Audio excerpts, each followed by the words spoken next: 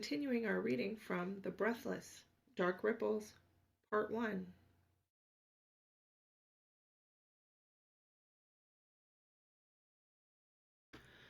Chapter 11, Dangerous Ally. Greg's emotions, when it comes to Sherlock, have never really made sense. Greg had hoped that the one-on-one chat he'd had with Sherlock in lockup would have left a lasting impression, specifically in terms of the order to clean up and stay out of police matters. Of course, he isn't the least bit surprised to find that the only impression Sherlock seems to have retained is the idea that D.I. Lestrade is a perfect candidate for harassment. He just keeps on popping up. Practically every major homicide Greg's team pulls over the next few weeks comes with the determined young man snooping around the edges of the scene. During their talk, Greg had got the definite impression that Sherlock's second appearance had been a coincidence, that he had gone out looking only for the distraction of a likely murder investigation, and had been somewhat surprised to recognize Donovan there. Now, however, it's clearly purposeful. None of the other teams in the division are being shadowed. But if it seems he's continuing to gravitate towards D.I. Lestrade in particular, it's almost certainly a result of Greg's visceral reaction to his presence and poorly hidden reluctance to send him away. Nothing more. Surely there's no instinctive pull that could be drawing Sherlock into the orbit of his protector. Surely all these years their connection has been a one-way glass, just as Greg had always assumed? The thought that Sherlock might already have known him in the way that he knows Sherlock, it opens up a mixed bag of very strong feelings, but the greatest of them seems to be fear. Despite Sherlock's persistence, by the time Christmas week rolls around, he still hasn't managed to get past a police line. In fact, he hasn't even exchanged more than another word or two with Lestrade himself. Greg has undertaken a strategy of strict avoidance. Rather than leave hot-tempered Sally to confront Sherlock, Greg keeps Oliver on guard to prevent his entry. It seems to be a good choice. Anytime Sally sees their would-be helper, she instantly bristles. Whatever insults Sherlock had left her with have dug their way deep under her skin. "He tried out a new tactic today," Ollie reports from the driver's seat of the fleet car, as Greg ducks in beside him for the trip back to the office. "Thought he'd get my goat by telling me awful things about my family." Grimacing, Greg buckles in. "Sorry." "You know, I don't even care. I've been trash-talked worse by far nastier people. At least what this guy's saying is true." Greg is of the opinion that accurate insults would be harder to bear, personally, but Berkeley's always been a slightly odd duck, really. He hums sympathetically and says, "Don't worry, Ollie. I won't need you on guard duty forever. If we keep on shutting him out after the holiday, he's bound to lose interest and give up. We just have to outlast him is all." "What did you do to earn yourself a stalker, anyway?" The term isn't one Greg had considered. He's not sure he likes its connotations. Plastering what he hopes is a puckish smile across his face, he quips, "Guess I'm just that good, eh?" Ollie laughs and scrubs a hand through his thinning ginger blonde hair as he turns the vehicle in at the yard's entrance. They pass through the security gates and bump over double sets of speed humps leading into the underground car park before he speaks again. "You asked me to watch him for signs of drug use, sir. I wasn't sure last Thursday outside the poison professor's house. Could have gone either way, but today he was definitely on something." It draws a long, frustrated sigh from Greg. "Well, I'm glad he hasn't yet tried to force his way in or do anything really stupid. I know I said I wanted to avoid having to arrest him, but if you feel you need to, you've got my blessing, okay?" "Didn't you say he told you his name, sir? Can't you contact someone, a family member or something? This kid is fucking weird, but he's smart. Really smart. Someone he knows should try and get through to him before he winds up overdosing." Yeah, you're right. Guess I've just been holding out hope that he'd come to his senses on his own. I'll look into it." Back in early 2002, a new telephone system had been installed at the yard. The new phones are sleek, slim units with banks of buttons to provide for every conceivable function and feature, and wide LCD panels that display detailed caller information, message logs, and the like.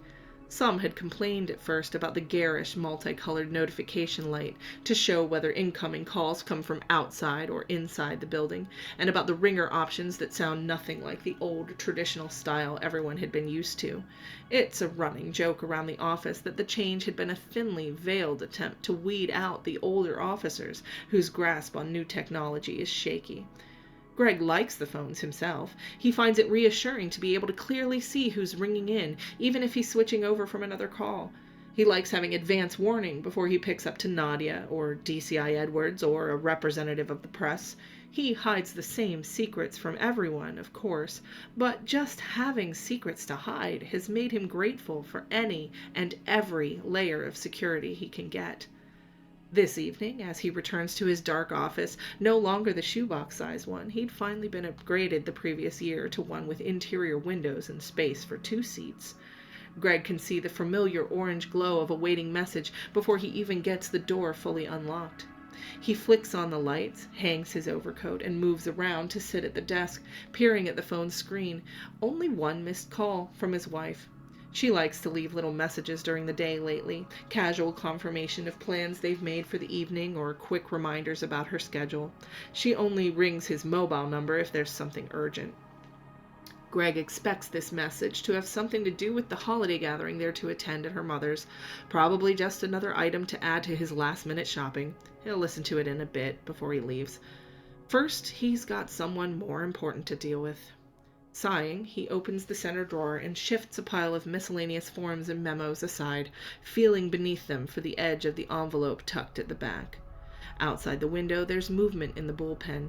Oliver has gathered up his things to go. "Happy Christmas!" Greg calls loudly enough to carry somewhat through the closed door, returning his friendly wave. Alone, he looks down at the packet of papers in his hand. He doesn't need to open it. He's got every word inside memorized. But he does, anyway. It's a habit, a comfort that he's allowed himself fairly frequently in the 4 months since Sherlock's first appearance. Tonight, he does little more than flick his eyes across the first few pages before laying the stack on the desk and turning to his computer. Mycroft Holmes, he types when the search field comes up.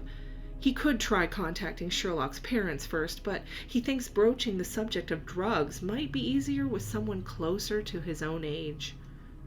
Holmes, Mycroft R., 1970, April 25th. 0 records. New search? The hell? Greg murmurs, blinking at the monitor, then at the printout under his palm. No, he spelled it right. And besides, how is it possible that the system is giving him no result, while still showing a date of birth? Even a deceased person, even a deceased infant, receives more detail in this system. If he's changed his name, this record would link to it. Could he have been placed under protection, maybe? No, again, that wouldn't show a birthday. It'd just say classified, wouldn't it? As he's musing over this oddity and pondering his next search, the phone begins to ring, except it's never rung quite this way before. The sound of it is different, a sort of stuttering double tone. And as Greg turns his head, he sees the call display change, going black from bottom to top until the entire screen is solidly filled. The orange message light has changed to blue and begun flashing. Unnerved, Greg reaches for the receiver. Lestrade? A smooth male voice speaks mildly. Detective Inspector Lestrade, please leave your office and proceed to the front entrance. A car will be waiting in 5 minutes. Sorry, what? Who's this?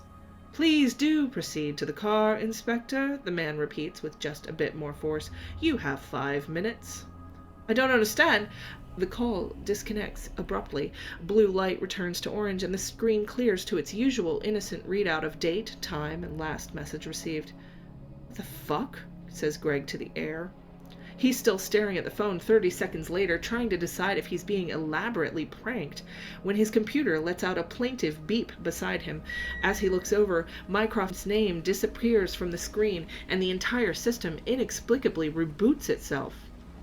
That's enough incentive to move. With wide eyes, Greg hurriedly puts Sherlock's pages away and rushes for his coat. The burly man who meets him at the street is clearly not the owner of the precise, cultured voice from the phone call. As he gestures to the open door of a sleek black car, he says, "This way, Inspector." in a deep rumble that fits with his bland suit and his security man image perfectly. When Greg attempts to ask questions, he's stonewalled, unsurprisingly. The car drives for roughly 10 minutes. Eventually it reaches a large, nondescript building and turns down a gated ramp into a cavernous parking area below. Greg and the bodyguard are let off beside an unmarked door, and they walk from there through a long series of passages and card-secured entrances. If it's meant to be intimidating, it's certainly doing its job. Greg catches glimpses of office areas along the way, bureaucratic warrens of desks and cubicles that fairly shout government. There are people at work, dressed in restrained business attire and bustling quietly about, although more than half of the workstations sit empty at this point in the evening, with the holiday looming so close. A minute past the point at which Greg has given up all hope of finding his way out on his own, the silent man opens a door and guides him into a long, open area, rather like a conference room, without tables. There are a few chairs set along the walls here and there, and 2 seats are arranged to face each other in the center of the space. "Good night, Inspector," says his escort softly, with a curt nod. Greg tries not to read anything ominous into the way he hurries off, slipping through another of the room's multiple doors. 2 men stand at the opposite end of the room, conferring quietly. Both have their backs turned away from where Greg has been led in. Clearly, their authority is far greater than that of the taciturn bodyguard, and it's obvious from their posture and attire that the shorter man is a mere lackey in comparison to the taller. Greg resists the urge to clear his throat, instead standing quietly beside one of the chairs and waiting for his presence to be acknowledged. So far, he has seen no signs, written or otherwise, to tell him which governmental department or office he's been brought into, whom he might be here to meet, or whether he has cooperation, interrogation, or chastisement ahead of him. He isn't sure what he's done exactly to deserve this special treatment, only that it likely has something to do with the unsuccessful search he'd run. Whatever it is that he stumbled into, he can only hope that it has nothing to do with his secret. It probably isn't long before the 2 men finish their whispered discussion, but to Greg it seems like ages. He's moved on past nervousness into tense apprehension. He knows it's a strategy, planned intimidation to put him off balance, but that knowledge isn't enough to stop it working. When the shorter man nods at last and strides away, Greg shifts on his feet and does his best to steady himself for the coming confrontation. "Apologies, this is a busy time," says the taller man, briskly tapping something into his phone and still not looking around. "I have another meeting to get to this evening, so I'll need to dispense with the usual pleasantries." With that, he slips the phone into the breast pocket of his jacket and turns to approach, and Greg immediately bites the inside of his cheek to stop himself smiling in pleased surprise. Mycroft Holmes has grown up, since Greg last saw him, into quite a striking gentleman. It certainly seems he's done quite well for himself for a man of 34. Greg firms his expression purposefully into something expectant and confused, realizing Mycroft's identity hasn't lessened his nerves. So at least he doesn't need to put on an act in that respect when he responds, "I'm sure I won't miss the pleasantries. Frankly, I'd rather just be told who you are and why I'm here." As Mycroft reaches the chair opposite Greg, he scans over him with sharp, narrowed eyes.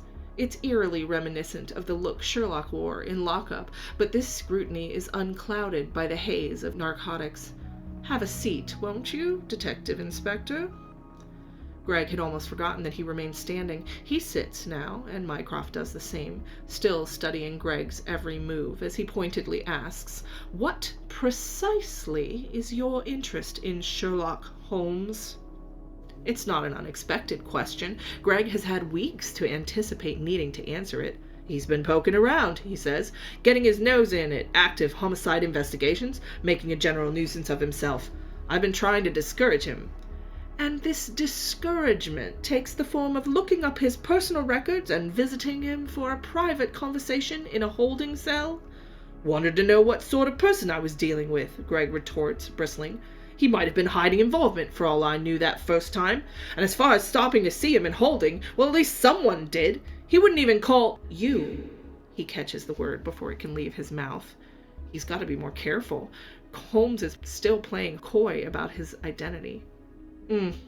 Fair enough. Mycroft nods after a beat, his penetrative expression slightly tempered by something else. Regret, perhaps, though Greg can't be certain. If you don't mind my asking, Greg follows up, what might your interest be in the kid? He's unusual, sure, but I'd hardly think he warrants a watch from intelligence. The biting comment is as much a wild guess about the building in which he sits as it is a play for information. Ah, yes, I've been remiss.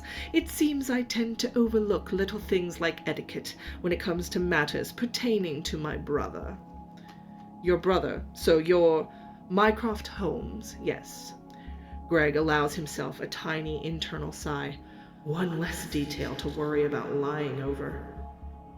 As you may have gathered, Mycroft goes on, the reason my information is unavailable has to do with my rather sensitive position. Your interest in my personal details flagged the scheduling of this impromptu meeting. Your interest in his created the need for it in the first place. Well, Mr. Holmes, I tried looking you up for one reason only. Considering the level of surveillance your office apparently keeps on Scotland Yard, may I presume you keep tabs on Sherlock as well? The response is more ambiguous than he had hoped for. Mycroft spreads fingers carefully across his knees and answers, at times it does become necessary. I have his accounts monitored, of course, and other major activity wherever feasible. For the most part, however, I stay away. Do you now? Do not presume to meddle in the affairs of my family, Inspector Lestrade. Greg sits straighter in his seat at the man's brittle tone. Trust me, Mr. Holmes, I'd like nothing more than to stay entirely out of your affairs. But I do consider it my duty to ensure that your brother doesn't lose his life to drug overdose, and I'd appreciate some assistance in that score. He successfully completed rehabilitation 3 years ago, protests Mycroft immediately, and then his face does something interesting, as if he regrets having spoken at all. Greg's struggling with his own expression as well, digging the nail of one thumb hard into the hidden side of the other to help himself focus on the poker face. He hadn't known about any rehab. His lack of knowledge must mean that it had been well handled and hadn't placed Sherlock in any danger, but even as he's pleased by that realization, he's simultaneously upset by the clear evidence that it hadn't stuck, and also, strangely, jealous. Greg's emotions, when it comes to Sherlock, have never really made sense.